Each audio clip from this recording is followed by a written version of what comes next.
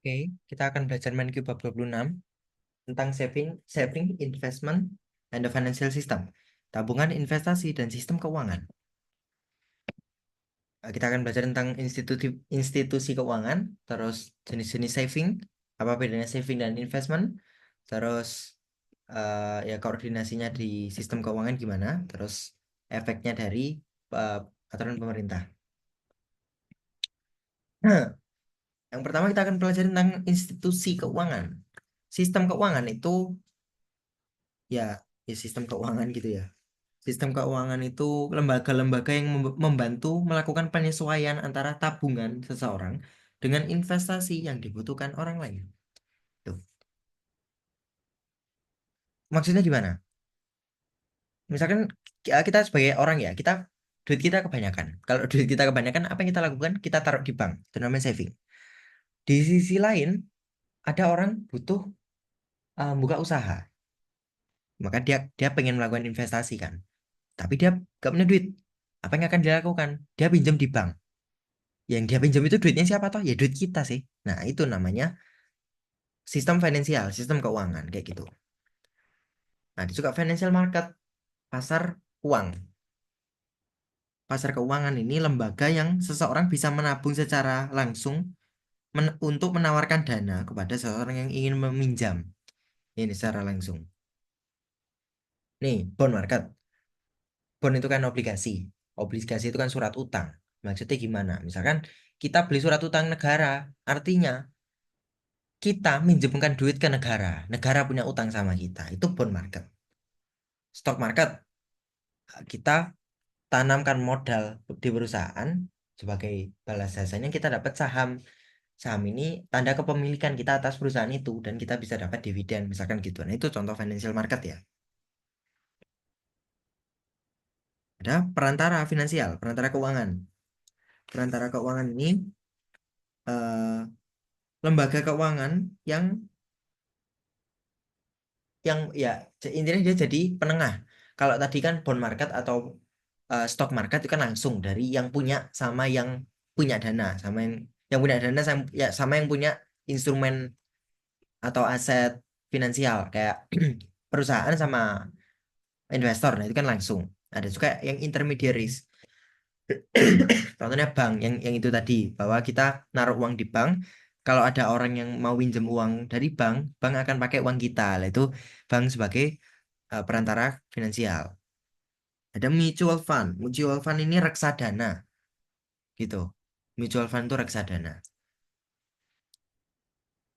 Paham nggak reksadana? Reksadana itu jadi kayak eh, kalau reksadana saham misalkan kita dan banyak orang lain, makanya publik ini, kita dan banyak orang lain tuh naruh uang-uang kita di reksadana ini, di tempat tempat penggalangan uang lah intinya. Intinya. Nah, terus ada seorang manajer investasi. Manajer investasi ini yang pegang uang kita semua dan sama dia dibantu investasikan ke saham-saham. Itu mutual fund. Itu cara kerja reksadana. Ada beberapa jenis saving. Public saving, private saving, dan national saving. Private saving itu pendapatan konsumen yang nggak dipakai untuk konsumsi dan nggak dipakai untuk bayar pajak. Jadi ini yang YD ya, disposable income dikurangi pajak, dikurangi konsumsi. Itu jadi saving private. Sorry. YD disposable income itu income dikurangi pajak. Jadi YD itu ini. YD min C. Nah, itu private saving. Saving uh, lambangnya S ya. Jadi private saving S sama dengan Y min T min C. Pendapatan kotor dikurangi pajak. Pajak ini pajak langsung ya, kayak pajak penghasilan gitu. Dikurangi konsumsi. Jadi ya uang yang nggak kepake itu private saving. Ada juga public saving. Kalau private kan per orang. Kalau public ini ya secara umum. Secara umum berarti dari taxpayer. Tax revenue dikurangi government spending. Tax revenue kan total tax dikurangi total government spending gitu. Yaitu public saving. Public ini berarti uh, ya punyanya masyarakat bersama gitulah intinya. Tax revenue kan ya pendapatan masyarakat yang dibayarkan untuk pajak, government spending, pengeluaran pemerintah. Tax revenue ini kan pendapatan pemerintah atau pendapatan pemerintah dikurangi pengeluaran pemerintah, intinya gitu. Itu public saving. Nah, juga ada juga national saving. National saving ini private saving ditambah public saving. Y min T min C tambah T plus G. Nah kan ini bisa di cancel. Bisa di cancel out T-nya. T-nya bisa hilang gitu. National saving ini berarti secara keseluruhan total private tambah public saving. Y min T min C plus T min G. Nah, ini min T sama plus T bisa dicoret. Jadinya Y min C min G. Pendapatan nasional dikurangi konsumsi dikurangi government spending. Itu national saving. The portion of national income that is not used for consumption or government purchases. Jadi ya sisanya national income gitu. Kita masuk saving and investment. Nah, ini eh, kita ingat-ingat lagi penghitungan pendapatan nasional CIGNX ya. NX ini kan net export. Kalau net export ini berarti ekonomi udah ekonomi terbuka. Nanti akan lebih rumit. Jadi kita coba fokus ke CIG aja di ekonomi tertutup. Cara dapatkan I gimana? Cara dapatkan investment gimana? Y min C min G, ya enggak? Kan Y di sini, CIG di sini. Kalau mau dapat I, berarti kan C pindah ke sini, jadi Y min C. Y min C sama dengan I plus G. Nah, kita mau dapat I, berarti G-nya juga dipindah. Y min C min G sama dengan I.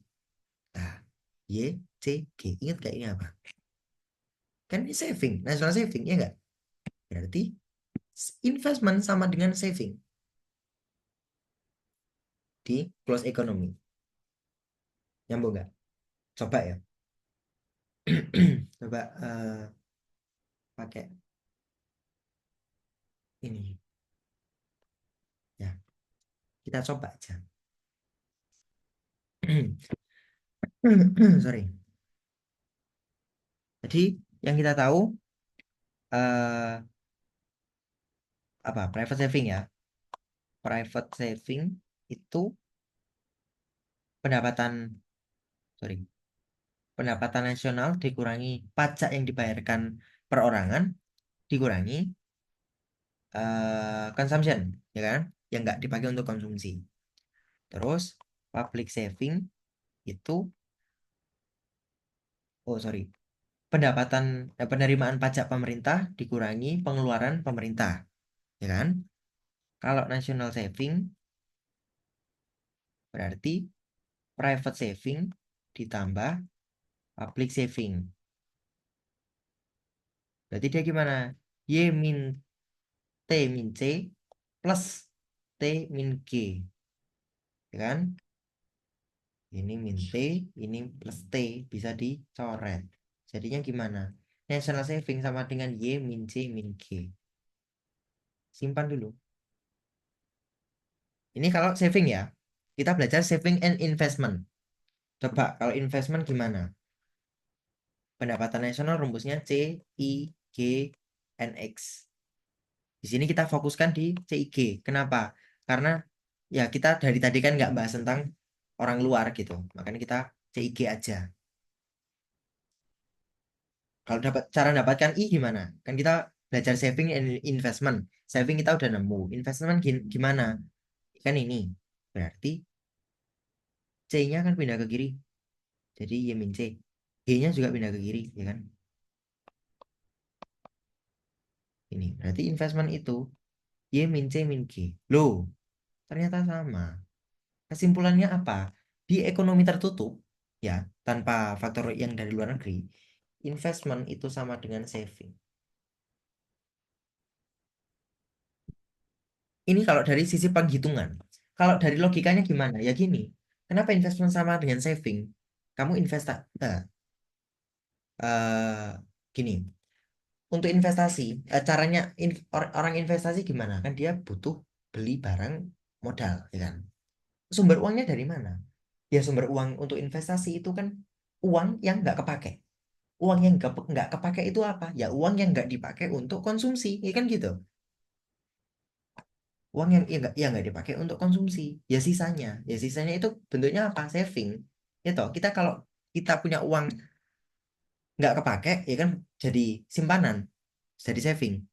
Misalnya kita pendapatan kita 100.000, konsumsi kita cuma 70.000, kan tersisa 30.000. Lah kalau kita mau investasi ya kan kita cuma bisa pakai 30.000 itu. Itulah kenapa I sama dengan S di yang tertutup, di ekonomi tertutup itu. Itu penjelasannya kenapa eh, I sama dengan S di apa ekonomi tertutup. Yuk, oke, bentar. Apa ini? Budget deficit and surplus. Oke. Budget surplus itu kondisi ketika tax revenue lebih besar dari government spending. Penerimaan pemerintah lebih besar dari pengeluaran pemerintah. Vitamin G. Nah, budget surplus itu akan menjadi public saving. Kenapa gitu? Pendapatan pemerintah lebih gede dari pengeluaran pemerintah. Pendapatan kan dari pajak ya. Vitamin G. Surplus berarti kan ada sisa. Sisanya masuk kemana? Sisanya itu jadi public saving. Gitu. Sebaliknya budget defisit itu kalau government spending lebih gede dari tax revenue, dari pendapatan pemerintah yang berasal dari pajak. Giminte. Jadi minus public saving gitu. Ya public saving berkurang karena ada defisit itu. Oke, ini bisa dicoba sendiri.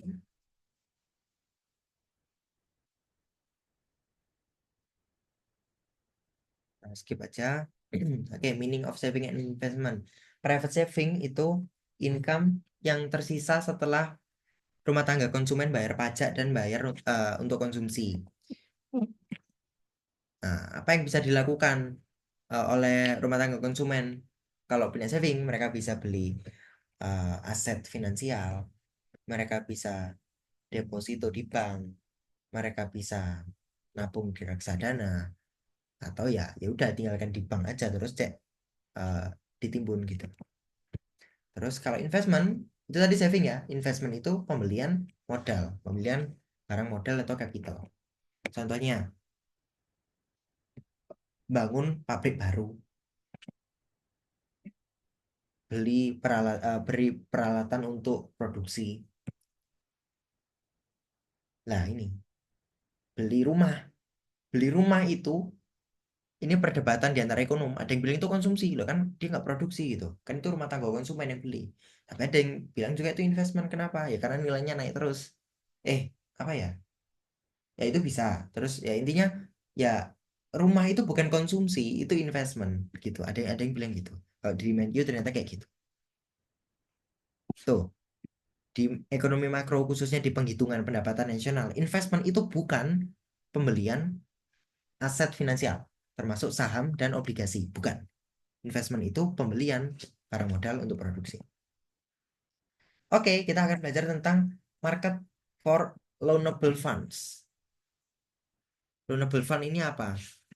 Loanable fund itu apa? Dana pinjaman, dana yang bisa dipinjam gitu. Nanti kita akan belajar tentang gimana caranya sistem finansial itu mengkoordinasikan saving dan investment dan juga efeknya government policies. Kita mengasumsikan cuma ada satu financial market. Jadi ya semua loanable funds itu ada di satu market. Jadi semua penyimpan itu naruh duitnya di sini dan semua orang yang mau investasi pinjam duitnya di sini. Dan cuma ada satu interest rate. Jadi return to saving dan cost of borrowing. Oke, sebentar. Kita coba apa? Langsung masuk ke kurva aja deh.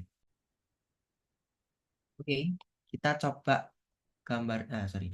Kita akan gambarkan tentang market for loanable funds, LF, loanable fund market. Dia akan ada dua sumbu. Akan ada dua sumbu di eh, market for loanable funds ini. Sumbu vertikalnya itu interest rate, sumbu eh, horizontalnya itu loanable funds, LF itu sendiri. R itu pasti melambangkan rate ya, interest rate. R itu kalau di ekonomi makro pasti kaitannya dengan interest rate. Tuh. Ada dua, ada supply dan ada demand pasti. Supply dari loanable funds itu datangnya dari mana? Loanable funds ini kan dana pinjaman ya. Dana pinjaman itu supply-nya dari mana? Dari orang-orang yang nabung, ya enggak? Dana pinjaman itu yang apa? Yang ngatur kan bank. Lah bank kalau mau minjemkan uang, uangnya dari mana? Ya kan dari uang-uang kita yang ditabung di bank. Itu supply dari pasar loanable funds. Supply-nya dari duit-duit yang ditabung gitu. Bisa juga dari public saving. Tadi sisa dari pendapatan pemerintah yang nggak dibelanjakan. Nah, itu juga bisa masuk ke supply dari loanable funds market. Kenapa dia upward sloping? Kenapa dia menanjak ke atas gitu? Karena korelasinya positif dengan R. Maksudnya gimana? Misal di sini ya, di tingkat suku bunga 3%, loanable funds-nya 5, 5 juta dolar. Misalkan gitu. Kalau di sini tingkat bunga 6%, ini dia jadi 10 juta dolar. Kenapa gitu? Kenapa berbanding lurus? Semakin tinggi tingkat suku bunga, orang akan semakin mau nabung, gitu. Misal suku bunga ini awalnya 3% jadi 6%. Apakah kita jadinya mau nabung? Iya. Kenapa ya? Karena bunganya tinggi ya, jadi return kita akan naik. Oh ya, sebelumnya interest rate itu melambangkan dua. Interest rate itu melambangkan dua hal. Ada return to saving, dan ada cost of borrowing. Maksudnya apa? Yang return to saving, ya interest rate itu ya return to saving. Jadi kalau kita saving, returnnya itu ditentukan oleh R. Return itu maksudnya apa? Misal kita punya tabungan 100.000, bunganya 2%. Return kita berapa? 2.000 rupiah, kan gitu. Nah, kalau dinaikkan dari 2% jadi 5%, return kita dari 2.000 jadi 5.000, ya kan gitu. Nah, itu namanya return to saving. Kalau suku bunga semakin tinggi, return to saving akan semakin gede. Maka supply orang makin mau nabung, ya kan? Kalau orang mau makin nabung, maka jumlah loanable funds-nya bisa nambah. Ya ini movementnya ini. Dari 5 juta dari 10 juta. Kalau di tingkat bunga 3%, orang cuma mau nabung 5 juta. Tapi kalau di 6%, orang lebih mau nabung banyak. Jadi bisa geser sampai 10 juta. Misalkan gitu. Itu terkait supply dari loanable funds. Ada supply, ada demand. Kita pelajari juga demand-nya. Masuk supply ini toh. Tuh. Tuh. Terus gini. Oke. Sama. Ininya R, ininya LF. Cuma bentuknya gini. Demand. Sorry. Oh no.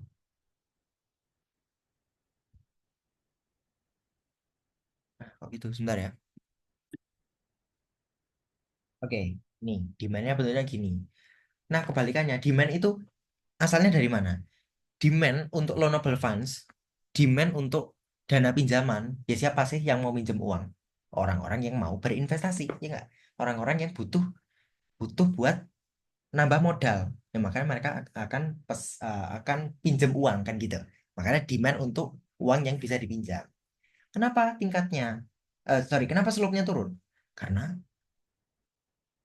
R ini juga cost of borrowing. Cost of borrowing itu apa? Biaya untuk meminjam. Jadi misalkan di tingkat yang sama nih, misalkan segini, kode kode 6% ini. Kode 6% ini awalnya ini katakanlah 8 juta dolar.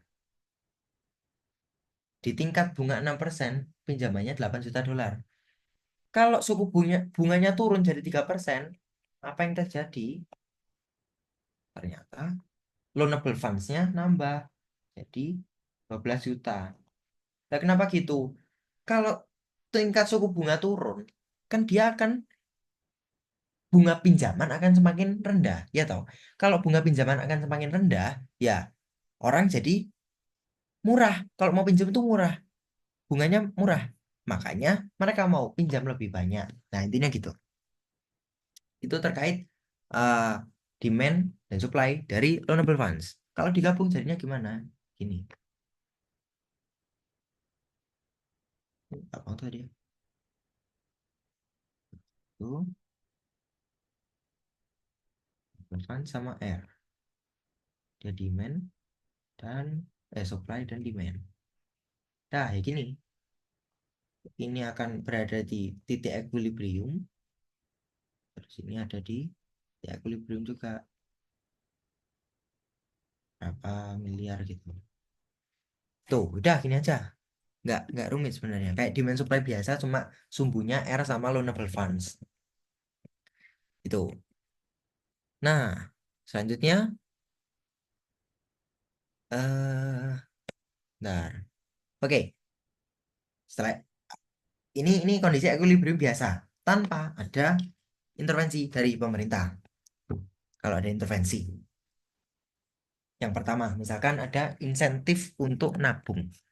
Jadi orang kalau misalkan pemerintah bilang, oh kalau kamu nabung, duitmu yang kamu mau tabung itu nggak dikasih pajak deh, nggak dikenakan pajak sama pemerintah. Nah kalau gitu apa yang terjadi? Suplainya akan naik, ya kan? Karena ada insentif untuk nabung, orang-orang jadi pengen nabung. Maka apa yang terjadi? Kurva suplai geser kanan, gitu. Kurva suplai geser kanan, gitu. Nah, terus apa yang terjadi dengan equilibriumnya? Mari kita lihat. Yang pertama dari R. Tingkat suku bunga akan turun atau naik? Ya turun. Kita kita kasih permisalan deh ya. Misalkan awalnya 6% jadi 5% gitu.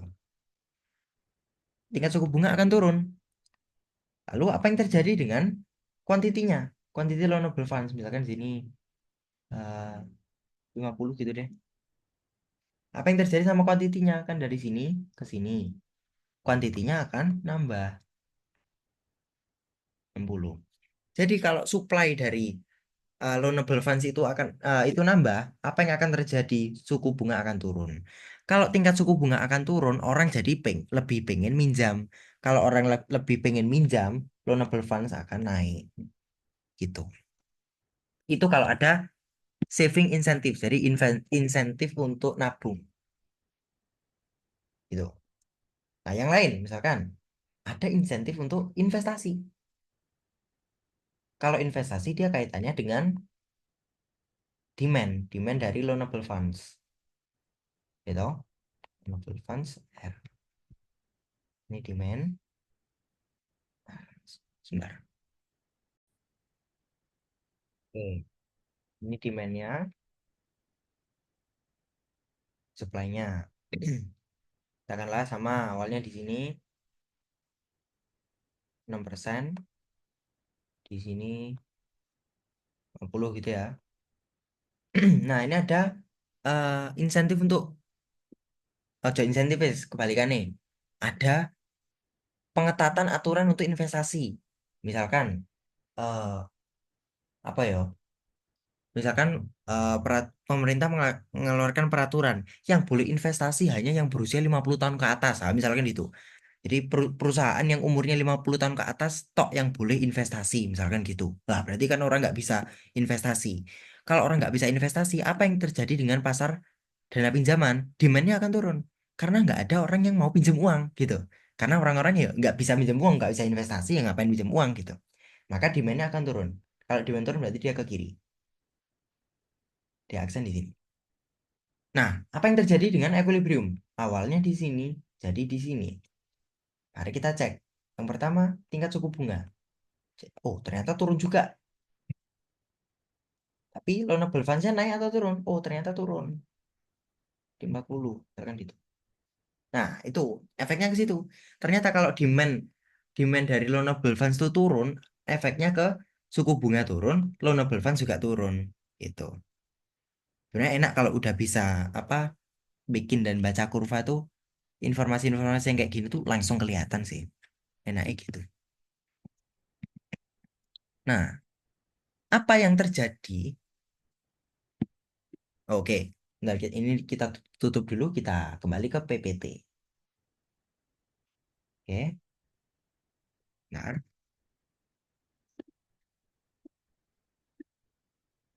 Nih, Budget deficit, crowding out, and long run growth. Apa iki? Ini, kalau ada peningkatan defisit, jadi kalau kerugiannya lebih gede, defisit defisit anggaran itu lebih gede, investment akan turun. Kenapa gitu? Karena kalau pemerintah defisit, berarti kan penerimaan pemerintah yang sekarang nggak cukup. Terus apa yang harus dilakukan pemerintah? Pemerintah harus pinjam uang. Lah ini, kalau pemerintah harus pinjam uang, caranya gimana? Oh, utang ke luar negeri. Kita bahas ekonomi tertutup. Jadi nggak ada orang luar negeri. Nah, kalau nggak ada orang luar negeri, harus gimana? Pemerintah harus pinjam uang di pasar dana pinjaman. Pemerintah harus pinjam uang di loanable funds market. Jadi harus masuk ke market itu. Lah, kalau pemerintah mau pinjam uang juga, apa yang terjadi? Demand-nya naik. Ya enggak? Salah satu perspektifnya bisa gitu, demand-nya naik. Atau bisa jadi supply-nya turun. Kalau kita anggap bahwa yang di yang di loanable funds itu setelah diambil pemerintah misalnya gitu, supply-nya turun toh. Supply untuk publik. Jadi supply dana yang bisa dipinjam oleh publik itu akan menurun. Atau demand keseluruhan peminjam itu akan naik karena ditambah demand-nya pemerintah. Ya, bisa dua itu. Itu namanya crowding out effect. Karena pemerintah budgetnya makin defisit, pemerintah harus ikut pinjam di pasar dana pinjaman. Maka dari itu, dana yang bisa dipinjam masyarakat umum untuk investasi itu berkurang. Karena udah banyak yang dipinjam pemerintah. Itu namanya efek crowding out. Nah, padahal investasi itu kan penting untuk long run economic growth. Kita udah dipelajari di bagian sebelumnya. Bahwa kalau mau pertumbuhan ekonomi ya kita harus banyak banyak ini investasi. Lah kalau investasi menurun karena ada efek crowding out, ya apa yang terjadi? Economic growth-nya melambat. Berarti dapat disimpulkan, nggak bisa disimpulkan sih. Bisa diambil salah satu perspektif bahwa kalau kebanyakan defisit, pertumbuhan ekonomi akan melemah secara long run. Itu salah satu perspektifnya bisa seperti itu. Nah, tapi banyak cara lain untuk pinjam duit. Pemerintah tuh bisa punya banyak cara untuk pinjam duit. Salah satunya dari government bond atau obligasi pemerintah. Ingatkan lagi, obligasi itu surat utang. Jadi kalau kita punya surat utang pemerintah, surat utang negara, sorry, surat utang negara, berarti negara punya utang sama kita. Nah, surat utang itu sebagai bukti bahwa lo iki lo, negara punya utang di aku, gitu. Itu cara kerja obligasi. Nah, persistent deficit leads to rising government debt. Kalau dari tahun ke tahun itu defisit terus, ya utang pemerintah naik. The ratio of government debt to GDP is a useful measure to its ability. Oke, ya kita bisa hitung rasio utang pemerintah ke GDP. Untuk apa ya? Intinya ini masih aman atau enggak gitu. Kalau Indonesia itu saya ingatku masih enggak ada 50% itu aman banget. Itu masih aman banget. Utang pemerintah itu masih enggak ada separuhnya GDP. Wah, kalau negara-negara lain tuh bisa ratus, Yunani tuh kalau nggak salah bisa ratusan persen. Nah, itu negara OTW bangkrut itu. Makanya waktu Yunani mau gabung ke Uni Eropa, mau pakai mata uang euro itu ya Uni Eropa mikir-mikir sebenarnya. Karena kondisinya kayak gitu. Ya, biasanya GDP debt atau utang, rasio utang ke GDP itu naik waktu perang dan turun waktu masa tenang. Tapi itu tren sebelum tahun 80-an. Nih, kalau di US government, nah tuh mereka bisa pernah sampai hampir 120 nih waktu perang dunia ini, perang dunia kedua. Naik lagi di mana pas ini 1860. 1860 ada apa kok naik? Ada perang saudara, Civil War. Civil War di Amerika dari kaum kaum uh, federalis sorry. Kaum apa sih?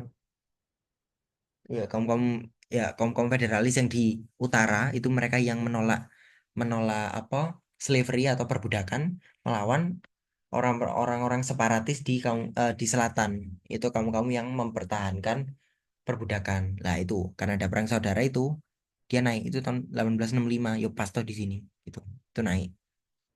Di sini juga ada apa ini tahun 1912 oh perang dunia satu naik. Ini setelah apa 1930 ada apa? Ada Great Depression naik utangnya gitu. Di sini apa Perang Dunia Dua makin naik tajam gitu. Terus turun turun turun turun gitu sampai tahun 80-an akhirnya trennya kurang menentu sekarang. Ya, tuh bener. Ini perang perang revolusi, perang Amerika lawan Inggris, perang kemerdekaannya Amerika. Ini perang saudara, ini perang dunia satu, ini perang dunia dua. Oke, itu terkait terkait apa uh, saving, investasi dan pasar keuangan. Ini konklusinya silakan dibaca sendiri. Selanjutnya kita akan belajar tentang alat finansial dasar. Lah ini kita akan belajar finance gitu. Oke, sekian. Terima kasih.